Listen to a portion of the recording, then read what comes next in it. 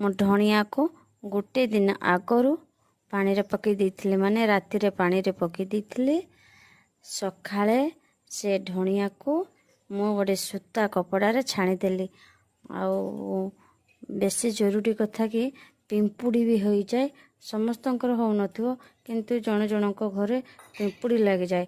तेणु मु टिके गेमासिन पानी रे पकई कि मंजीटी को बतरई थिली। आउ देखंतु छाणी की गोटे सूता कपड़ा रे बांधी दउछि। आ बांधी की 2-3 दिन रखिदेली। देखिए से पुणी गजा बाहरिबो। देखंतु सांग माने 4 दिन परे मु पुटुली करिकी धनिया को रखी थी। 4 दिन पर खोलुची देखंतु केते सुंदर गजा हो जाइए।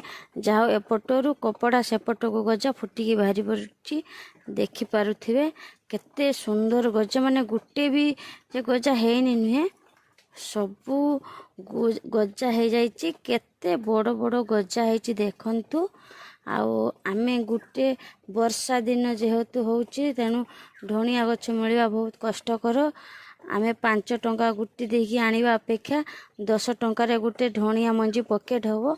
आउ आमे निजे घर एमिति धनिया को बतुरई गजा करी लगे कि आराम से आमे खाई परिबा, तरकारी भी व्यवहार करि परिबा।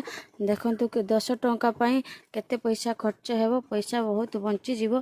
तेणु समस्ते 10 टंका रे मंजी आनी वर्षा दिन रे एमिति लगे पारिबे मंजी। आ देखंतु केते बड़ बड़ मंजी मु बुणी दउची। देखंतु केते सुंदर हेची देखिबारुते। केते बड़ बड़ गजा पूरा एते सुंदरिया गजा हेची देखिबारुते। हम गजा को बुणी दउची, पुणे गछ हेले देखैबी केमिति हेची।